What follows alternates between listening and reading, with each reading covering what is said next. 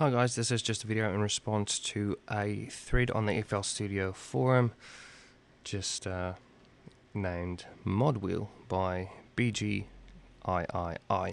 And I've seen this problem before where people say the Modwheel is not linked to the VSTs that they're loading.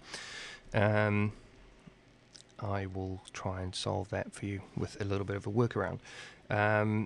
So we'll get straight into it. I'm going to be using Electra X for this due to the fact that it's got a nice big mod wheel up the top, like a little soft knob that you can actually see turning when you're moving your mod wheel.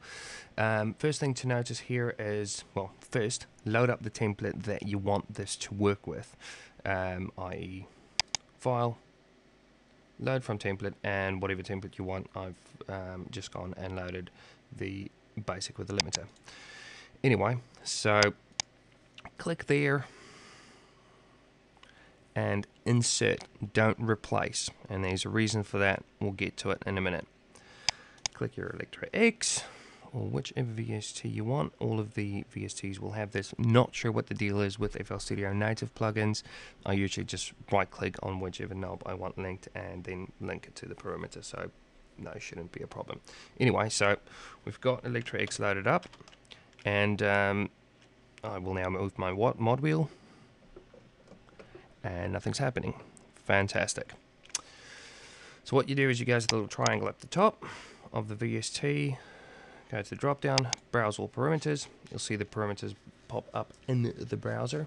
Scroll down until you get to your Midi CCs, and then right click Midi CC 1, which you'll see as the modulation wheel, and then click link to controller. Little box will pop up, and you want to click Omni in that box and then move your mod wheel. You'll notice that the box will disappear, and now your mod wheel is linked to Midi CC1, which then will link to the internal perimeter in the VST that has been pre-programmed or linked to respond to Midi CC1, the mod wheel, as you can see there. Now, to get this to work in other projects, you will then need to remove that particular VST. Now you'll see that we're left with the template intact as it was prior to the link. However, the link is still there. What you do is you go File, and I might actually just zoom that again, File, and Save As. Go to Templates. I don't like overriding templates. You can override the template if you like. Personally, I'm just not a fan of that. Create a new folder, and we'll call it Basic with Modwheel.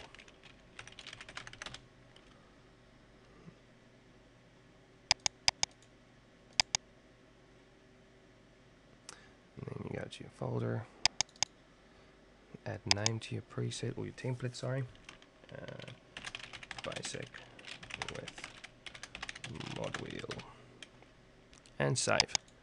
Now, this won't work straight off the bat. You can't just go to file now and load that because you won't have that template in there yet, as you can see.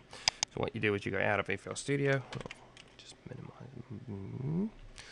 close FL Studio and open FL Studio again, and now we'll go to File, open it up, open up a template, George, and there you go, Basic with Modwheel. Click it and close again. And now, every time you open up FL Studio, that Basic with a mod wheel will be the one that is getting loaded. So we'll just add another Electra X and see if it is actually responding to the input.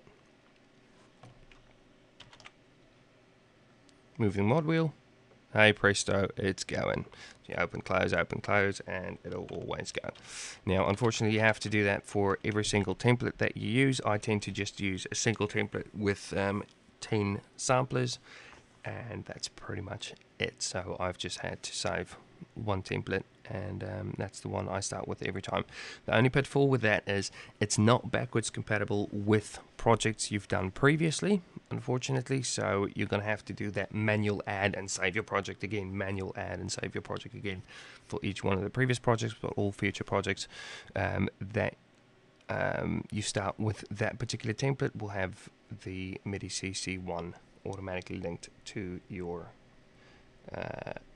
modulation controller on your keyboard. Hope that was helpful, and thanks for watching.